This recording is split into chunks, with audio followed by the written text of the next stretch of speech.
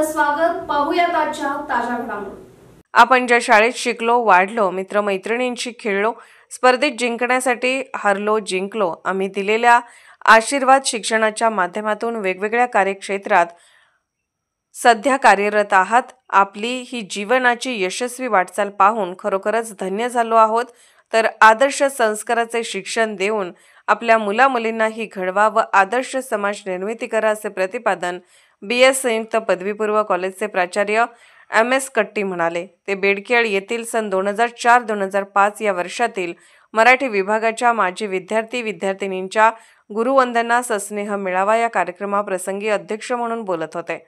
रविवार दिनांक 26 ऑक्टोबर रोजी देशभक्त रत्नाप्पा कुंभार सभागृहात आयोजित करण्यात आलेल्या या कार्यक्रमाची सुरुवात प्राथमिक शाळेतील शिक्षक, शिक्षिका तसेच हायस्कूल विभागातील शिक्षकांच्यावर पुष्पवृष्टी करून भव्य स्वागत करण्यात आले.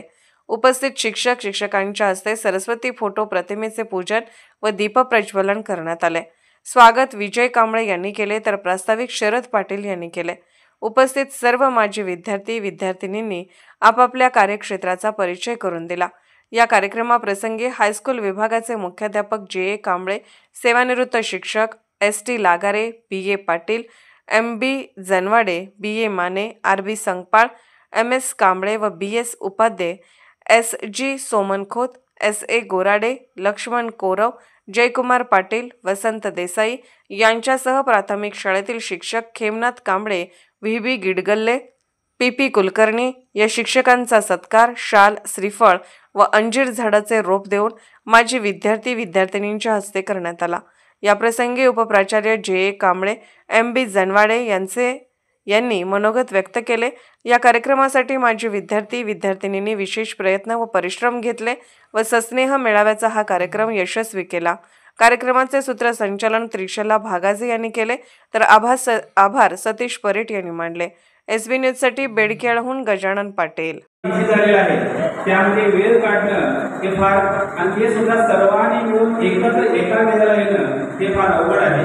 अशा या व्यवस्थेमध्ये आपण सर्वांनी मिळून हा कार्यक्रम या ठिकाणी आयोजित केलेला आहात, म्हणून प्रथमतः मी तुम्हा सर्वांचं धन्यवाद अर्पण करतो. मला वारंवार वाटायचं की आपल्या शाळेतून गेलेली ही पाखरं पुन्हा कधी आपल्या घरट्यात येतील का? आपल्या या जीवनामधल्या तुमच्या आमच्यामधल्या अनुभवाची, आपुलकीची, धाग्याची पुनर्मांडणी पुन्हा या ठिकाणी होईल का? अशा प्रकारचा एक ध्यास मला वारंवार वाटायचा. कारण प्रत्येक वर्षी 10वीची मुलं आपल्यामधून पास होत असतात.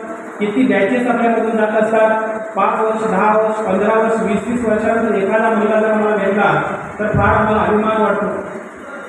शाळेत असताना सफासफ मारणारे हात, तुमच्या पाठीवर मारणारे हात, आता तुम्हाला मला बघितलं की कधी एकदा त्यांच्या पाठीवरून कौतुकाने हात फिरवावा अशा प्रकारे मला वाटत असते.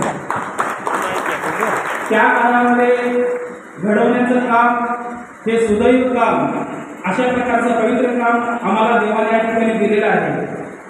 आणि म्हणून ते कार्य मी करत असताना त्या संस्काराची परतफेड म्हणून तुम्ही जेव्हा अशा प्रकारचा कार्यक्रम करता त्यावेळेला आम्हाला अभिमान वाटतं की आम्ही दिलेले जे संस्कार आहेत त्या संस्काराची परतफेड ही मुलं अशा या कार्यक्रमाच्या माध्यमातून करत असतात.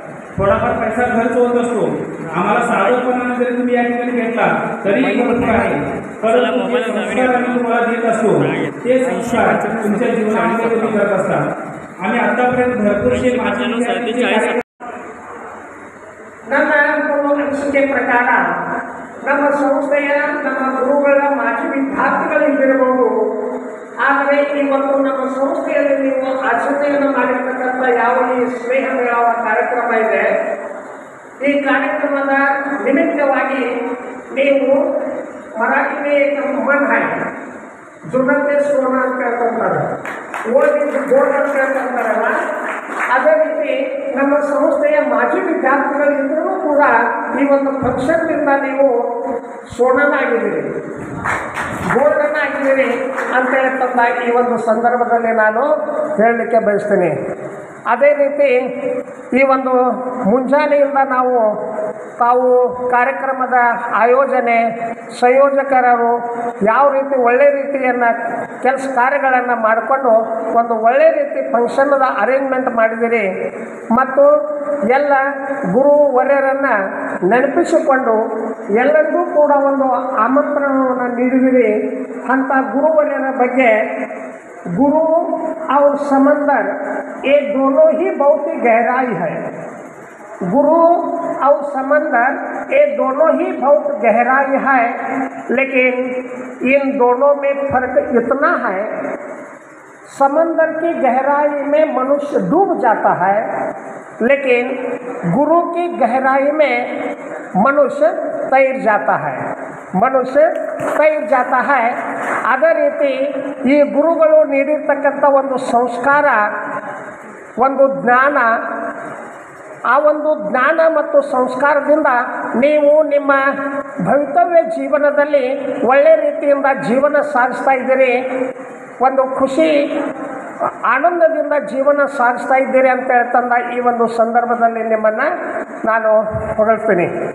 ಅದೇ ರೀತಿ ಇನ್ನೊಂದು ಒಂದು राजकीय सामाजिक आर्थिक असा सर्व घडामोडींचा आढावा पाहायला विसरू नका SB न्यूज चॅनल आणि नक्कीच सबस्क्राईब करा.